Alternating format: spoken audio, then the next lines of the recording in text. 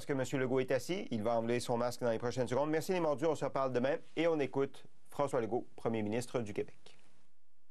Directeur national de santé publique, Dr Horacio Arruda. Monsieur le Premier ministre, bon retour à l'Assemblée nationale. La parole est à vous. Oui. Bonjour tout le monde. Je veux commencer par vous parler des infirmières puis le personnel du réseau de la santé. D'abord, vous dire que je suis très conscient que les 9 derniers mois ont été très difficiles pour le personnel, en particulier les infirmières, avec la COVID, la surcharge de travail. Et on veut actuellement, dans les négociations, trouver tous les moyens possibles d'alléger la tâche, entre autres, des infirmières. C'est très, très clair, là, c'est l'objectif numéro 1, non seulement de notre négociation avec les infirmières, mais je dirais même, quand je regarde l'ensemble des négociations avec les 500 000 employés de l'État, la priorité, c'est vraiment, de trouver comment on peut ajouter des infirmières. Évidemment, vous allez me dire, il faut les trouver, donc il faut s'entendre là-dessus. On peut bien décider demain matin d'ajouter beaucoup d'infirmières, mais si on affiche des postes puis qui ne sont pas comblés, ça ne changera pas la situation. Ce qu'on essaie de faire aussi, c'est de trouver toutes sortes de moyens de mettre des incitatifs, incluant des incitatifs financiers, pour que plus d'infirmières choisissent de travailler à temps plein.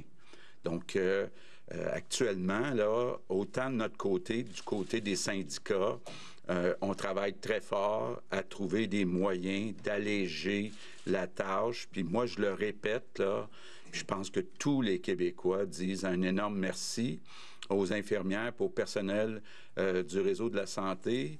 C'est impressionnant de voir leur force, leur courage après 9 mois. Et donc, on est avec vous. Maintenant, si les Québécois veulent aider les infirmières, bien, la bonne façon d'y arriver, c'est de réduire les risques d'attraper la COVID et donc de se retrouver à l'hôpital. On a déjà assez de monde dans nos hôpitaux, on n'a pas trop de personnel, donc il faut prendre toutes les mesures nécessaires pour enlever de la pression sur les infirmières, sur le réseau de la santé. Actuellement, on a une situation qui est assez spéciale parce que, contrairement à la première vague, les endroits où il y a plus de virus, c'est pas les grands centres, c'est pas Montréal, c'est même pas Québec. En fait, il y a 6 régions ou sous-régions où il y a des difficultés. Bon, évidemment, il y a le Saguenay-Lac-Saint-Jean. On a envoyé du personnel, donc il y a du personnel de d'autres régions qui est au Saguenay-Lac-Saint-Jean. Évidemment, ça met indirectement de la pression sur les autres régions. Et il y a du travail qui se fait autant du côté des soins que du côté du suivi. Donc, il y a des efforts à faire. Donc, moi, c'est une des régions, c'est la région où c'est le plus difficile. Moi, je demande à tous les gens du Saguenay-Lac-Saint-Jean, si vous êtes capables, dans les prochains jours, les prochaines semaines, de rester à la maison, bien, ça aiderait à réduire la pression. On voit au moins le nombre de cas s'est stabilisé aujourd'hui. Donc, il n'y a pas eu d'augmentation. Donc, c'est déjà une bonne nouvelle. Il y a d'autres régions ou sous-régions aussi où il faut faire plus attention encore. Bon, d'abord, en Estrie, les RLS qu'on appelle asbestos et granit, il y a beaucoup de cas dans ces deux sous-régions-là. Évidemment, on continue à avoir beaucoup de cas en Gaspésie, à Côte-de-Gaspé, pour être précis. Il continue à avoir des problèmes Joliette et la Naudière-Nord. On a un problème aussi à Matane, au bas Saint-Laurent, puis un problème aussi dans le coin de Sorel, en Montérégie. Donc, les 6 régions, Saguenay-Lac-Saint-Jean, Estrie, Gaspésie, la Naudière-Nord, Bas-Saint-Laurent, puis Sorel, c'est vraiment là, les coins où je demande aux Québécois si c'est possible de trouver tous les moyens possibles de rester à la maison. C'est ce qui est le plus important. Deuxième chose que je voulais vous dire, vous avez un graphique sur les différentes résidences qu'on a pour les personnes âgées ou en perte d'autonomie. Comme vous le voyez, Ça va très bien dans les CHSLD. Bon, donc ça, c'est une bonne nouvelle. Dans les ressources intermédiaires, ça va aussi très bien. Là où on a un problème, c'est dans les RPA. Bon, vous le savez, les CHSLD, ce sont les endroits où les gens ont le moins d'autonomie, donc il n'y a pas beaucoup de personnes qui sortent. Par contre, dans les RPA, bien, ça peut être tout simplement des résidences, personnes âgées, puis il y a des gens qui rentrent, sortent. Et là, on le voit, là, en particulier aujourd'hui, regardez la montée. On a vraiment un problème dans les RPA. Donc, moi, je veux faire un appel spécial, on veut faire un appel spécial à tous ceux qui habitent dans des RPA. D'abord, quand vous recevez du monde dans vos appartements, c'est important de respecter le 2 mètres, de garder le masque. Puis si vous allez en visite, bien encore là, gardez le 2 mètres et assurez-vous que si vous allez dans les magasins, bien que vous portez le masque. Il faut vraiment donner un coup de barre dans les RPA. Dans les 6 régions que je vous ai mentionnées, il y en a quelques-unes, c'est vraiment à cause des RPA. C'est là que ça a commencé, puis ça s'étend. Je vais revenir peut-être sur la vaccination. Christian, Dr. Arruda sont en train de préparer dès qu'on va recommencer à recevoir les vaccins pour être capable, dans toutes les régions du Québec, de vacciner le plus rapidement possible. Là, il y a un 3e vaccin qui pourrait être produit en grand nombre. Là, on parle de milliards et qui aurait moins de difficultés pour ce qui est de la conservation à cause de la température. Donc, on peut être optimiste. Bon, évidemment, on met beaucoup de pression sur le gouvernement fédéral. On sait que dans certains endroits en Europe, aux États-Unis, on parle même de commencer à recevoir des vaccins avant Noël. Bon, nous, on n'a pas de nouvelles du fédéral. C'est le fédéral qui négocie avec 6 compagnies. On a très hâte de savoir la date où on va pouvoir commencer à vacciner. Évidemment, ça va être comme une nouvelle vie qui commence avec cette vaccination-là. Par contre, c'est pas parce qu'il y a un vaccin qui s'en vient puis que les bonnes nouvelles s'en viennent qu'il faut baisser les bras en attendant le vaccin. J'entendais la semaine passée le docteur Fauci aux États-Unis qui disait c'est un peu comme quand on va à la guerre, on veut pas être d'un dernier dans les mois juste avant que la guerre soit finie à mourir. Donc, prenez pas de chance, là, ça serait bien plate de dire à quelques mois de la fin de cette pandémie, bien, je suis tombé au combat ou quelqu'un est tombé au combat parce que je l'ai infecté. Donc, il faut rester prudent, évidemment, jusqu'à la vaccination. Autre sujet sur lequel je veux revenir, c'est le contrat moral qu'on a proposé jeudi dernier. Bon, je le répète, c'est un contrat qui a 2 parties. D'un côté, on dit aux Québécois, si les choses ne se détériorent pas, vous allez pouvoir voir vos familles, maximum 10, le 24, 25, 26 ou 27. Mais en échange, puis c'est important, il faudra qu'il y ait une semaine de quarantaine avant et après. Bon, d'abord, je reviens sur les 4 jours. La santé publique nous a dit il y a 4 jours de disponibles, mais on veut qu'il y ait seulement 2 jours d'utilisés. Donc, 2 soirées sur les 4. Ça peut être ceux qui ont de la misère parce qu'ils prennent un verre, bien, laisser un jour entre les 2. Donc, une famille, une journée, 2 jours plus tard, c'est l'autre famille. Bon, puis évidemment, ça exclut les soupers qu'on peut faire, ceux qui habitent dans une maison. Là. Quand on dit 2, c'est 2 plus les soupers qu'on peut faire juste avec ceux qui habitent déjà dans la même maison. Mais je veux revenir sur la 2e partie du contrat, c'est-à-dire la quarantaine pour une semaine.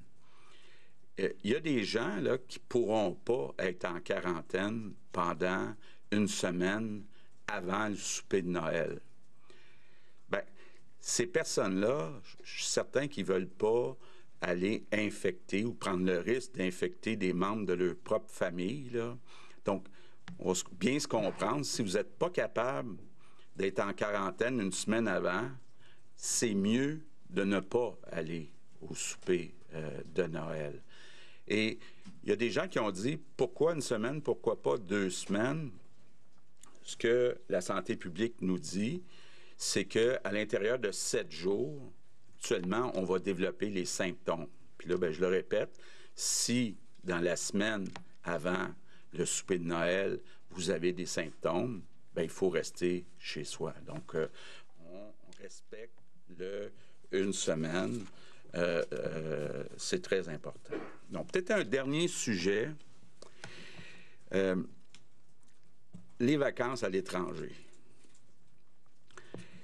J'ai un petit peu de difficulté avec ça. Je comprends qu'il y a des gens qui n'ont peut-être pas le choix, pour toutes sortes de raisons, d'aller à l'étranger, là, mais d'aller dans un tout inclus avec bien du monde. Rappelons-nous ce qui nous est arrivé après le congé scolaire au début mars. On a eu plein de Québécois qui sont revenus, qui avaient la COVID. Puis là, on peut bien dire, bon, c'est leur problème, qui se mettent en quarantaine pour 2 semaines, mais il reste qu'il y en a qui vont être malades, puis qui vont aller occuper des lits dans nos hôpitaux, puis faire travailler encore davantage le personnel du réseau de la santé. Donc, c'est vraiment pas une bonne idée, là, d'aller dans des vacances à l'étranger dans les prochaines semaines, les prochains mois. Tant que le vaccin n'est pas là, c'est pas recommandé du tout, du tout. Donc, je termine en vous disant, on touche au but, on voit la lumière au bout du tunnel. Moi, je suis convaincu qu'on est capable ensemble de passer au travers. Puis là, notre défi des prochains mois, c'est de garder le moral. C'était long, 9 mois. Il reste encore des mois devant nous autres. Donc, gardons le moral. Good afternoon, everyone.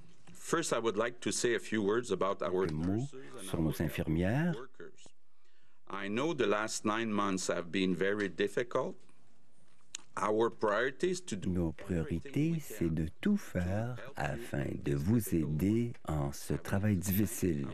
J'aimerais donc remercier nos infirmières et nos infirmiers, et la meilleure façon de le faire, c'est de continuer notre combat contre le virus. Maintenant, nous avons quelques régions avec un nombre élevé de cas. Le Saguenay-Lac-Saint-Jean, l'Asbestos, l'Estrie, la Côte-de-Gaspé, la Naudière au nord, Matane et Sorel. Je demande aux gens de ces régions d'être encore plus prudents. Le virus est davantage présent dans votre région. J'aimerais demander aux gens qui vivent dans des maisons pour aînés d'être très prudents, surtout jusqu'à Noël. Nous avons encore quelques mois d'efforts à fournir. Notre équipe prépare la campagne d'inoculation partout au Québec et nous attendons la nouvelle d'Ottawa pour savoir quand le vaccin sera prêt. Nous espérons pouvoir l'annoncer d'ici quelques jours. Nous savons que le combat tire à sa fin, mais il nous faut continuer tous nos efforts. J'aimerais également dire quelques mots sur notre contrat moral passé avec vous pour Noël. Les autorités sanitaires nous ont dit qu'il nous fallait nous limiter à 2 rassemblements. Donc, on ne peut qu'organiser 2 événements avec les gens qui ne vivent pas avec nous. Il nous faut également éviter de sortir de la province. Si vous le faites, vous pourriez ramener le virus. Et ce serait vraiment pas bon pour notre système de santé. Nous entrevoyons la fin. Notre défi, c'est de garder un bon moral pour les mois qui restent. Je vous remercie. Merci. Nous allons amorcer la période des questions avec Hugo Lavallée de Radio-Canada. Oui, bonjour, Monsieur le Premier ministre. Vous avez touché un mot sur la vaccination il y a quelques minutes. On a vu hier l'Ontario nommer un général à la retraite pour s'occuper des opérations. L'Espagne, l'Allemagne ont mis de l'avant des plans très détaillés. À quel moment est-ce que vous avez l'intention vous-même de mettre un plan tout aussi détaillé avec la façon dont ça va se produire, qui va être priorisé, dans quels endroits? Et Dr Drouin hier évoquait le mois de janvier pour entamer l'opération. Est-ce que ça vous semble réaliste? Bien, tout d'abord, ce que j'aimerais rassurer les gens, c'est qu'au Québec, on a toute une expérience en termes de vaccination qui remonte à plusieurs années. On peut penser à la H1N1, mais on peut penser aussi récemment et couramment tout le travail qui est fait par nos équipes pour la vaccination de l'influenza. Juste pour vous donner un exemple de ce qui se passe sur le terrain en ce moment. C'est plus de 200 000 personnes par semaine qui sont présentement vaccinées dans un contexte complètement différent de l'an dernier, c'est-à-dire qu'on vaccine maintenant avec la collaboration des pharmaciens. Et pour vous dire qu'on est très, très, très satisfait on est rendu à près de 800 000 personnes qui ont été vaccinées depuis le début de la période. Donc, le parallèle, pour la raison de laquelle je fais le parallèle dans votre question, M. Lavallée, c'est qu'on a commencé, il y a quand même déjà un bout de temps, à justement faire le parallèle pour nous, puis dire quels sont les bons coups que l'on fait présentement dans la vaccination de l'influenza dont on va avoir besoin en termes de personnes. C'est évident que lorsqu'on met certaines variables, puis que j'ai des discussions avec la santé publique puis avec le premier ministre, dépendamment du niveau à quelle vitesse on va recevoir les vaccins puis combien de vaccins, c'est sûr qu'il y a des scénarios en ce moment qu'on discute avec le bureau du premier ministre qui vont nous demander d'avoir plus que 200 000 personnes vaccinées par semaine parce qu'il se pourrait que le nombre de vaccins soit encore plus important. Alors pour nous, est-ce qu'on va aller plus loin que, par exemple, avec les pharmaciens? Est-ce que d'autres ordres professionnels, on est tout en train de préparer ça? Ces discussions-là sont commencées et c'est ce qui fait que dans les prochaines semaines, pour nous, non seulement on va être prêts, mais je vous dirais qu'on est déjà prêts. Ce qui est important pour nous, c'est d'avoir l'information du fédéral, comme le premier ministre l'a mentionné, mais je peux vous dire qu'on est allé chercher des personnes opérationnelles, parce que rappelez-vous pourquoi je pense que ça va mieux maintenant du côté du dépistage, pourquoi ça va mieux du côté de la vaccination, c'est parce qu'on a fait une différence en santé publique entre ce qui était stratégique puis opérationnel. On est déjà allé chercher des personnes qui avaient ce bagage opérationnel-là. J'ai parlé de Jérôme Gagnon qui s'est joint à nous, qui arrive de la sécurité publique il y a maintenant plus qu'un mois. Alors, on est en préparation depuis un bon bout de temps, puis on va être prêt, comme on est prêt pour la vaccination en ce moment, on va être prêt pour la vaccination de la COVID. Sur un autre sujet, vous avez peut-être vu ce reportage hier soir sur l'hôpital régional de Saint-Jérôme. On apprenait qu'il y avait 277 personnes qui avaient attrapé la COVID à l'hôpital depuis le début de la pandémie. Ça a entraîné 76 décès. On fait état de chambres multiples qui ont été rouvertes, de civières à 30 cm les unes des autres à l'urgence. Comment se fait-il qu'on n'ait pas à Saint-Jérôme mieux appris les leçons de la première vague? Est-ce que vous avez l'intention d'intervenir? Et qu'en est-il aussi de l'échéancier de reconstruction de l'hôpital? Semble-t-il que ça ira pas avant 2029-2030. Ça semble extrêmement loin. Est-ce qu'il y a quelque chose que vous pouvez faire pour rapprocher l'échéancier? Bien, il y a deux choses. Premièrement, sur Saint-Jérôme, je pense, je vous rappelle, je suis déjà allé sur place dans le courant de l'été, tout de suite quand j'ai pris le mandat, parce qu'on savait que c'était un hôpital qui était problématique, qui était vieillot, puis qui avait eu les problèmes dans la première vague, donc vous parlez. Donc, je suis allé voir sur place quel était l'enjeu. On a déjà fait un investissement qui est en train de se concrétiser présentement, qui est un investissement d'une modulaire pour agrandir la façon dont on va servir nos gens au niveau de l'urgence. C'est en train d'être construit présentement, donc c'est pas dans des années, ça va être dans les prochaines semaines.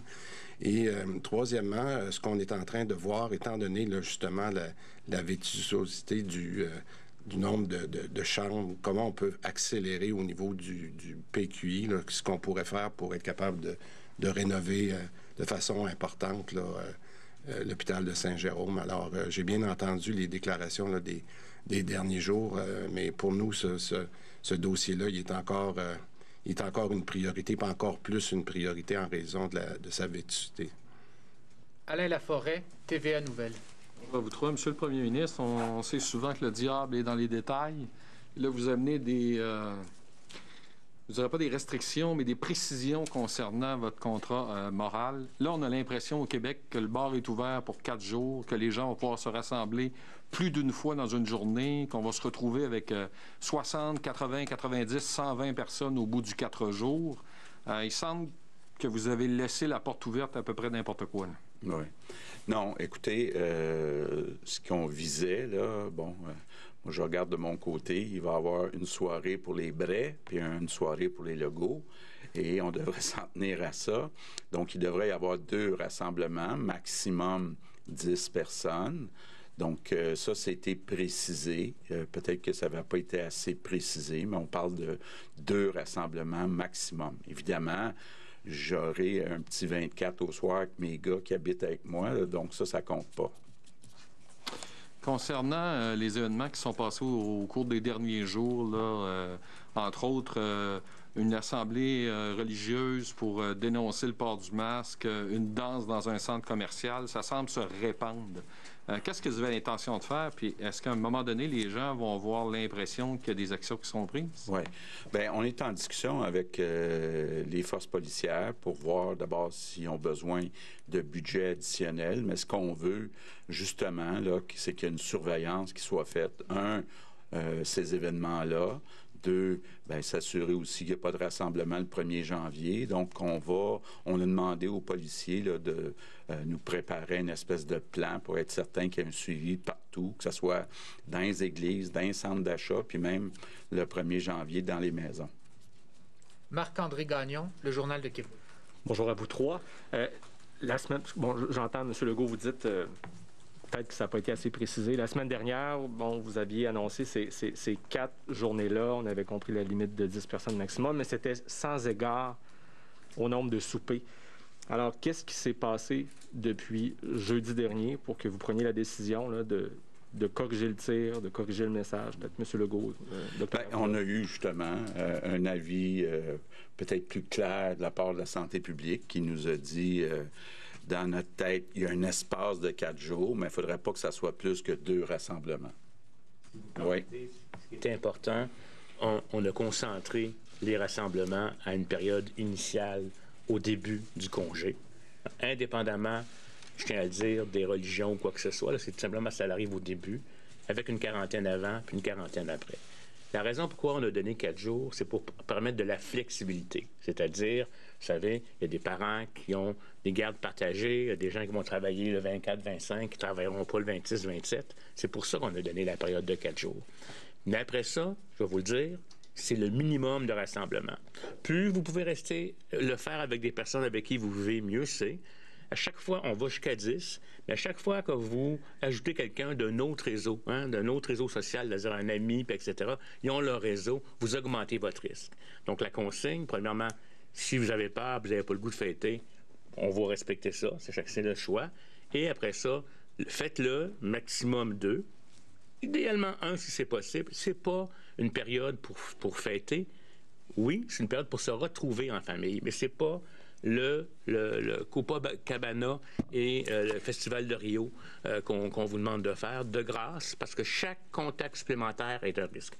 La situation est très fragile encore actuellement, et je vous le dis, il nous faut maintenant aussi abaisser le tout si on veut être capable de se permettre ces 2 rassemblements de Noël. Merci. Vous incitez aussi aujourd'hui sur l'importance de se mettre en quarantaine pendant une semaine avant. Vous nous parlez de 7 semaines. Chez Ottawa recommande davantage 14 jours. Je comprends que c'est dans les 7 premiers jours que les symptômes se développent, mais dans le quotidien des gens, là, pour que les gens comprennent bien, comment ça se passe? Pendant 7 jours avant Noël, on ne va pas à l'épicerie, puis on ne va pas à l'épicerie 7 jours après, ça va nous prendre des gros frigos. Bien, idéalement, on ne prend aucun risque. Donc, est-ce que c'est possible de sortir tout en restant à 2 mètres avec un masque? Peut-être, mais pensons, là, on a notre frère, notre sœur, notre mère, notre père, qu'on va rencontrer le 25, le 26, et si jamais on s'est infecté, on peut leur donner. Là. Donc, pensons à ça, là, puis soyons bien sûrs qu'on ne prend pas de risques inutiles. Donc, l'idéal, c'est de rester chez soi une semaine avant, donc faire ses courses avant. Louis Lacroix, Cogeco Nouvelles. Bonjour, M. le Premier ministre, M. le ministre, Dr. Arruda. Justement, relativement à ça, parce que c'est vrai qu'il y a, depuis que vous avez fait cette annonce, votre contrat moral la semaine dernière, il y a plusieurs personnes qui pensent là, que c'est vraiment bon, qui font plein de projets, etc. Et on a l'impression que cette demande-là de s'isoler n'est pas saisie correctement. Est-ce que vous avez songé ou songez-vous éventuellement à imposer davantage de restrictions aux Québécois une semaine avant et une semaine après? Est-ce que ça pourrait être une formule à laquelle vous avez songé? Non, sauf pour les écoles, parce que les personnes ont toujours le choix de ne pas se rassembler. Donc, c'est à la personne de décider, est-ce que je suis à risque avec ma famille ou je ne suis pas à risque? Si je pense que je suis à risque, bien, on ne va pas au rassemblement. Donc, c'est pas obligatoire que tout le monde se rassemble le 25, mais s'ils veulent se rassembler, Il me semble que la dernière chose qu'on veut, c'est de risquer d'infecter quelqu'un de sa famille. Ma deuxième question porte sur ce qu'a annoncé M. Jolin Barrette tout à l'heure, sa refonte, si on veut, de la loi 101. Est-ce que vous pensez qu'on doit imposer ou étendre l'application de la loi 101 au cégep? Bien, écoutez, pour l'instant, ça ne fait pas partie de notre programme.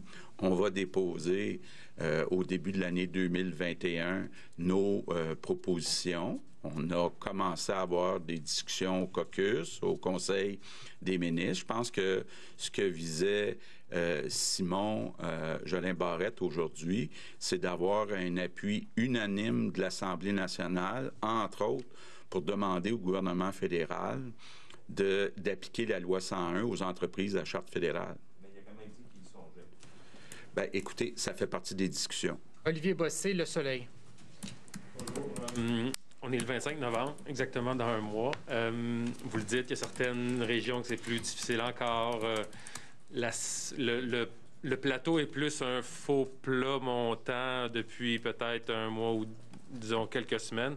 Est-ce que ce plan-là ou ce contrat moral-là, selon vous, M. Legault, peut être modulable selon soit les régions ou est-ce que c'est de toute façon, ça va être appliqué au Québec en entier ou ça pourrait être selon les régions? Bon, d'abord, j'haïs ça vous contredire, M. Bossé, mais c'est le 24, on me dit. Hein? C'est ça, le 24 novembre aujourd'hui. C'est vrai? Bon. Une journée de plus. Ben oui. OK. Mais à un mois du réveillon. Du plan, ben OK. Oui. Ah, c'est ça que vous vouliez dire. Des 4 jours, c'est ça que je voulais dire. Si c'est juste non, ça, mais écoutez, pas, ça va aller. Pour l'instant, étant donné la quarantaine d'une semaine avant puis après, c'est pas une question de région. Là. On veut que ça s'applique partout, mais partout où les gens sont prêts à faire une quarantaine une semaine avant, une semaine après. OK. Je vous amène sur un autre sujet, sur le port de Québec. Le Bloc québécois qui dit toujours porter les intérêts du Québec à Ottawa, défendre les intérêts du Québec, demande, en fait, leur demande pour le port du Québec, c'est qu'il soit assujetti aux lois environnementales québécoises. Est-ce que c'est aussi votre position? Oui, mais il y a encore du travail à faire dans le projet pour bien évaluer les retombées et les impacts sur l'environnement.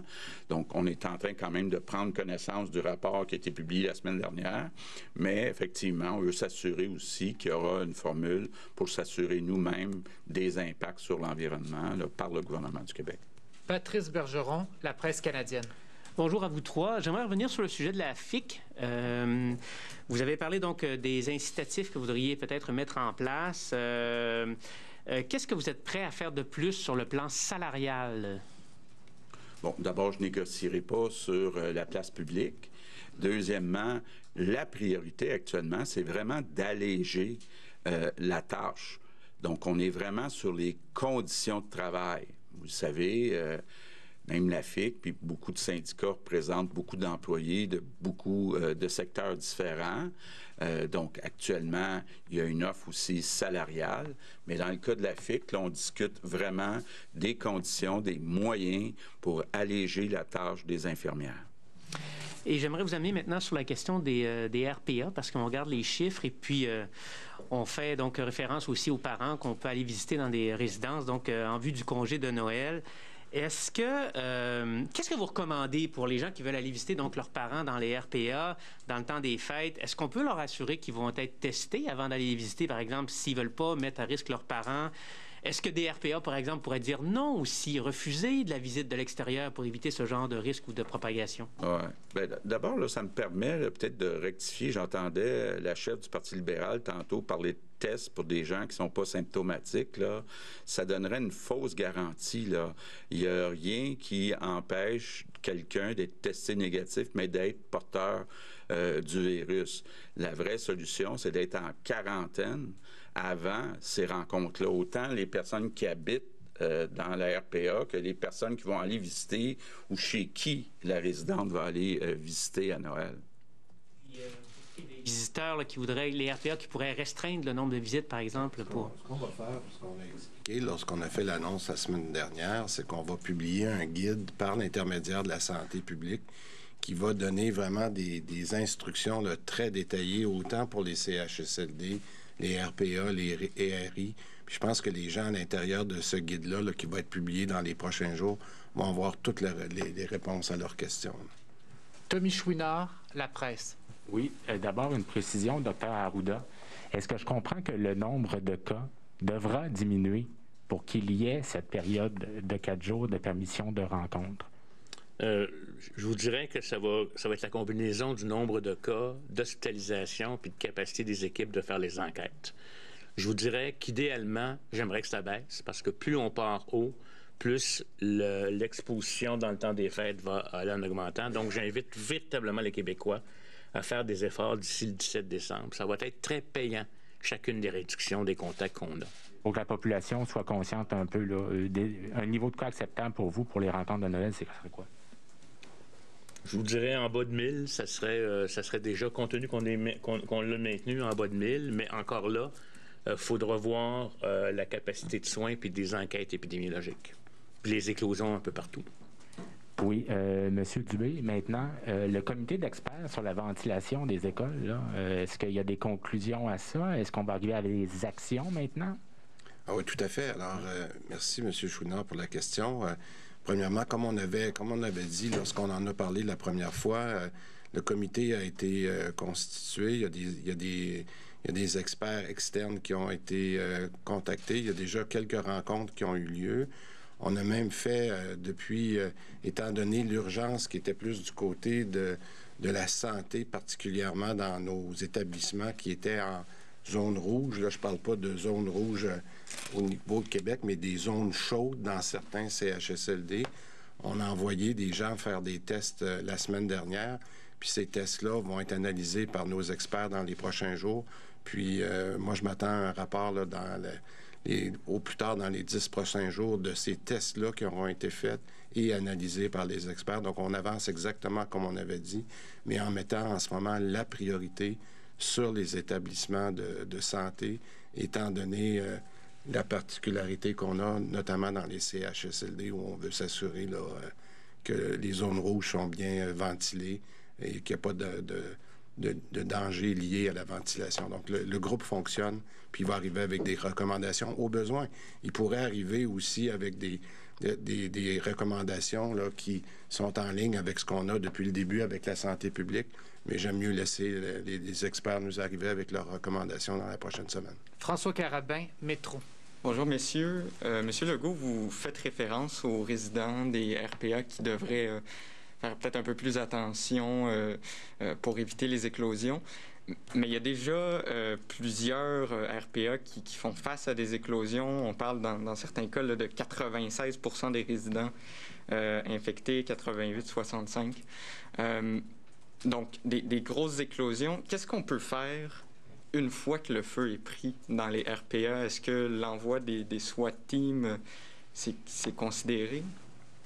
Bien, je vous prendrai, c'est difficile pour moi de vous le montrer à distance, le graphique, là, mais premièrement, ce que je veux montrer, il y a non seulement le nombre de cas que vous voyez là, qui a explosé dans la dernière journée. Là, quand vous regardez le RPA, à droite, vous voyez la dernière colonne, il y a une augmentation. Mais ce qui est important de regarder, c'est la ligne rouge. Je ne sais pas si vous la voyez bien, là, mais la ligne rouge, c'est le nombre de RPA qui ont plus que 25 % des cas. Et c'est nous, ce qu'on appelle, c'est justement nos établissements qui sont en critique, c'est-à-dire en phase critique. Puis je fais la comparaison. Regardez les CHSLD à gauche. On est monté jusqu'à 12 CHSLD qui étaient critiques il y a quelques semaines, puis on est revenu à 3. C'est pour vous montrer que, justement, parce qu'on a envoyé les bonnes équipes, on a été capable de contrôler les éclosions, puis ce qui fait qu'aujourd'hui, on a à peu près 40 cas total dans nos 400 CHSLD. Alors, quand on vous dit que la situation est sous contrôle dans les CHSLD, c'est non seulement le nombre de cas, mais le nombre de CHSLD qui sont en critique. C'est ce que la zone rouge vous indique. Maintenant, pour revenir à votre question sur la RPA, moi, c'est pas tellement la journée qui m'inquiète en ce moment d'avoir près de 160 cas dans des RPA, alors qu'on en avait 60 hier. Puis ça, c'est 100 cas qu'on ne devrait pas avoir dans notre 1000 cas aujourd'hui. Imaginez-vous, là, si on n'avait pas ces 3 RPA-là aujourd'hui, on serait en bas de 1000 cas. ce qui est quand même assez incroyable. J'en ai 2 de ces 3 RPE-là qui sont au Lac-Saint-Jean. Donc, pour répondre à votre question, c'est vraiment très, très ciblé le travail que l'on a à faire dans les RPA. Mais ça dépend beaucoup aussi des citoyens parce qu'on est dans un environnement très différent des CHSLD. C'est des gens qui rentrent puis qui sortent. C'est des gens qui s'en vont dans les centres d'achat. C'est des gens qui reçoivent la visite. On n'a pas le même contrôle que l'on a. Alors, c'est pour ça qu'aujourd'hui, ce que le premier ministre dit, faites attention parce que vous avez, dans le prochain mois, il faut vraiment contrôler les RPA puis contrôler le nombre de RPA où on a des éclosions. Alors, la meilleure chose à faire dans les prochains jours, c'est de dire à ces gens-là, non seulement quand vous êtes chez vous, quand vous vous déplacez dans votre établissement, dans votre résidence, de porter vos masques, de garder la distance, mais je dirais encore plus dans leur cas, quand vous sortez à l'extérieur, quand vous allez visiter quelqu'un, quand vous allez à l'épicerie, quand vous allez au centre d'achat, c'est là qu'il faut s'assurer que vous êtes très prudent parce que vous pouvez être le facteur qui va rentrer dans la RPA et de faire la contagion. Donc, moi, je suis vraiment satisfait du travail qui a été fait au niveau des CHSLD, mais là, on voulait vous sensibiliser tout le monde à l'importance de faire le travail dans les RPA, particulièrement par les usagers eux-mêmes qui sortent et rentrent dans les RPA. Ça va? Oui, merci. Monsieur Legault, le syndicat canadien de la fonction publique qui était devant l'Assemblée nationale ce matin et a fait une sortie pour souligner la mémoire des 12 employés du réseau de la santé qui ont succombé à la COVID-19 depuis le début de la pandémie. On a également 45 décès qui s'ajoutent aujourd'hui. Vous aviez fait allusion il y a quelques mois maintenant à une possible façon d'honorer la mémoire des personnes décédées de la COVID-19. On en est où dans ce dossier-là? Il continue d'avoir des scénarios sur la table. La personne qui est en charge du protocole est en train de voir à quel moment ça pourrait avoir lieu. Bon, une possibilité qui est sur la table, c'est que ça soit à l'anniversaire du début de la pandémie, donc au début mars 2021. Mais la date n'est pas encore fixée.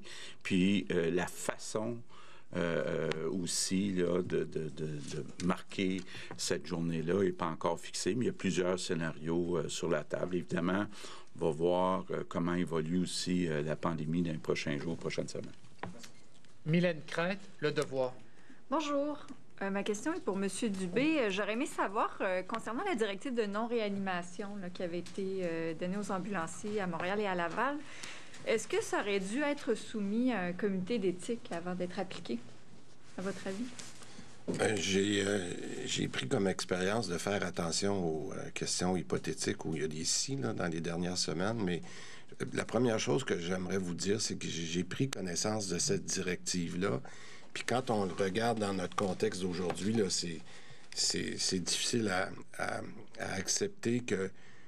Et c'est pour montrer comment la première vague a été virulente, parce que surtout dans la région de Montréal, je pense que la directive était pour Montréal et Laval, ce qu'on m'a expliqué là, dans les derniers jours, c'est parce que c'était vraiment problématique. Puis on n'est pas là en ce moment. Là. Cette directive-là, pour être très, très claire, là, elle a été enlevée. On ne parle plus d'avoir une directive où il y a des demandes de minimiser la réanimation.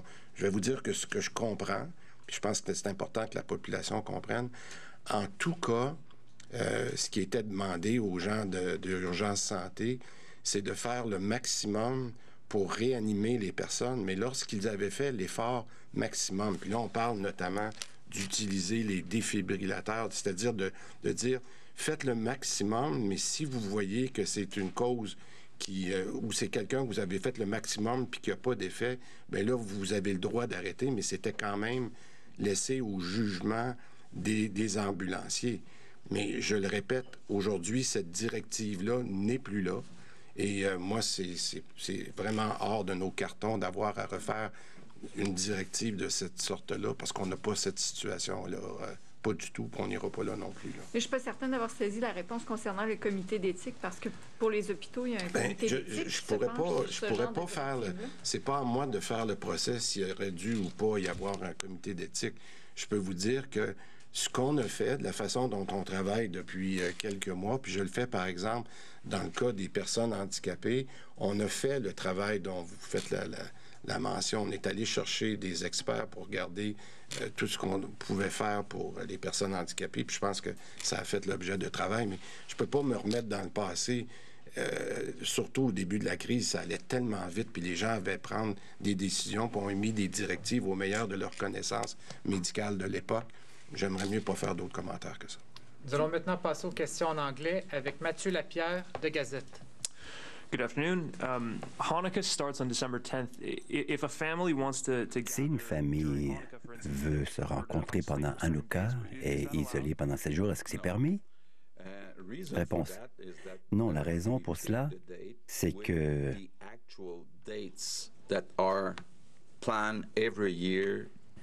notre plan à chaque année, ça vise la fin de décembre. Donc, ce que nous voulons, c'est d'avoir toutes les rencontres concentrées du 24 au 27. Donc, si nous avions, par exemple, quelque chose le 17 pour Hanouka, cela veut dire qu'il faudrait commencer le 10 décembre dans les écoles, dans les entreprises. Ce n'est pas raisonnable de demander cela. Donc, c'est vraiment, nous avons planifié ces 4 jours, commençant le calendrier des différentes écoles au Québec, et nous avons tenté de minimiser le nombre de jours d'école qui seront utilisés par les étudiants, les élèves. Question. Donc, c'est plus préoccupant que les enfants pourraient ramener le virus de l'école dans un rassemblement parce que leurs écoles seraient encore ouvertes pendant cette époque-là? Réponse. Nous demandons aux entreprises comme aux écoles de déployer des efforts pour les 7 jours avant les rassemblements, donc de fermer les portes. Mais ce ne serait pas raisonnable de le faire avant le 10 ou le 18 de décembre. Stéphane Giroux, CTV. Question. 2 questions, M. Legault. Premièrement, votre collègue Brian Pallister, le premier ministre du Manitoba, là-bas, ils ont un taux d'infection semblable au Québec maintenant. Il parle de vos plans de Noël comme étant des plans dangereux, une source de danger. Il dit que c'est tout à fait impensable qu'il vous imite à cet égard. Réponse. Premièrement, le nombre de cas, le nombre de nouveaux cas par million d'habitants est plus élevé aujourd'hui au Manitoba qu'ici. Deuxièmement, j'aimerais rappeler à mon ami Brian qu'il est question d'un maximum de 10 personnes par rassemblement. Et aussi, on demande une quarantaine de 7 jours avant le rassemblement. Je ne sais pas s'il est au courant de toutes ces exigences. Question numéro 2. Ce matin, de nouveau, les petites entreprises et surtout les restaurants commencent à perdre la tête. Ils voient la saison des fêtes souvent très occupée. Ils devront rester fermés au moins jusqu'au 11 janvier. Ils demandent une aide gouvernementale pour survivre. Sinon, ils répètent, nous allons fermer les portes à jamais. Pouvez-vous les rassurer? Réponse. Est-il question de la réouverture ou parler des 80 de leur loyer? De l'aide, oui. Pierre Fitzgibbon est bien au courant des problèmes que nous éprouvons dans certains endroits. Je crois que la grande majorité ont reçu leurs fonds. Par contre, pour les petits restaurants, nous avons décidé, je pense que c'était une bonne décision, de donner l'argent à la municipalité régionale de comté et eux payent fondé sur les reçus. L'argent a été transféré par le gouvernement dans les comptes bancaires des MRC. Mais dans certaines MRC, ils ne sont peut-être pas très bien outillés et nous exerçons de la pression. Et je peux vous dire que Pierre Fitzgibbon exerce des pressions. Moi, je pousse sur Pierre et Pierre pousse sur les MRC. Je veux que ce soit réglé. Mais je sais également, par exemple, que certains restaurants, pour toutes sortes de raisons, ils ne veulent pas présenter de facture ou de preuve du loyer qu'ils payent. Donc, bien sûr, nous gérons l'argent des contribuables. Alors, on ne peut pas débourser sans aucune preuve documentaire à l'appui qu'ils ont payé tant pour le loyer, pour les taxes foncières et tout cela. Donc, il y a des restaurateurs qui sont mécontents parce qu'on demande des factures. Question. Bonjour. Monsieur Ford a annoncé hier que Rick Hillier était à la tête du groupe de travail. C'est la bonne personne, la meilleure personne au Canada, afin de mener une opération d'une si grande importance. Nous connaissons quelques détails sur l'opération. À comparer, le Québec ne semble pas être si près. Est-ce que, n'est-ce pas, quelque chose qu'il faut travailler? Est-ce que c'est une tactique pour que les gens ne baissent pas la garde au Québec? Réponse. Non, pas du tout. Nous avons en tête la personne qui en serait responsable. Ce n'est pas quelqu'un qui viendrait de l'armée, je puis vous le confirmer. Et nous concevons différents scénarios, comme Christian l'a dit, dépendant des vaccins à utiliser à chaque semaine. Si nous recevons 200 000 doses par semaine, c'est une chose. Si on reçoit 2 millions de doses par semaine, c'est un autre scénario. Donc, nous examinons les différentes modalités qui s'adapteraient parce que moi, j'ai hâte d'avoir plus de renseignements de M. Trudeau sur le début de la campagne, combien de doses nous allons recevoir. Entre-temps, nous nous préparons, nous aurons un responsable de l'opération et nous aurons une certaine quantité de gens qui seront affectés et qui se tiendront prêts selon le nombre de doses que nous allons recevoir. Question. Vous avez dit que les Québécois vont recevoir un guide pour savoir comment se comporter dans les RPA, les CHSLD à Noël. Mais à quel point est-ce risqué de permettre des rassemblements de Noël avec des gens dans les CHSLD? Réponse. Écoutez, c'est la raison pour laquelle nous voulons nous assurer qu'il n'y ait pas de renseignements contradictoires qui circulent. C'est pourquoi je veux limiter mes commentaires. C'est pourquoi nous avons demandé à la santé publique d'offrir des détails pour chaque institution, car comme je l'ai mentionné tout à l'heure, les règles pour un CHSLD, une résidence pour personnes âgées, ce ne sont pas du tout les mêmes règles. Donc, si nous commençons à expliquer est-ce qu'on peut sortir quelqu'un du CHSLD, c'est une question qui n'est pas facile. Souvent, ces gens sont vulnérables et peu mobiles. Donc, plutôt que de le discuter, nous allons demander à la santé publique de préparer un guide précis, détaillé. On me dit que ça devrait être prêt cette semaine. Donc, les gens auront les renseignements à leur disposition. Question. Bonjour. Ma question, c'est pour M. Legault. Pourriez-vous expliquer, M. Legault, votre pensée sur les cégeps et les soumettre à la loi 101? On aurait pensé que M. Jolin Barrière a dit qu'il y réfléchissait, mais que ça allait faire partie de ce qu'il allait déposer dans la prochaine session parlementaire. Et vous avez dit que cela n'a pas été intégré. Alors, il y a un peu de confusion. Réponse. Non, ce que je dis, c'est que cela fait partie des discussions en cours maintenant avec le caucus caquiste. Aucune décision n'a été prise et nous allons déposer un projet de loi au début de 2021, mais il n'y a pas encore de décision qui ait été prise à cet égard. Question.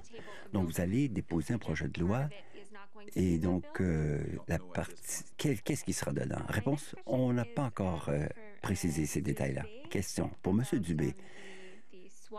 Monsieur le ministre, sur les équipes SWAT que vous avez appelées pour certaines résidences pour personnes âgées, est-ce que vous envisagez quelque chose comparable pour la maison Maimonides à Côte-Saint-Luc?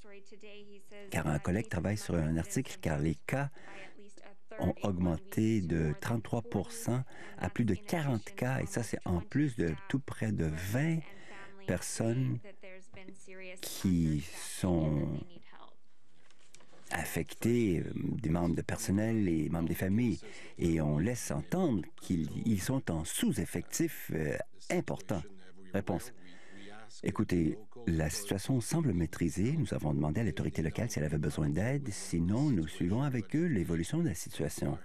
S'ils ont besoin d'aide, nous allons certainement, nous agissons en conséquence.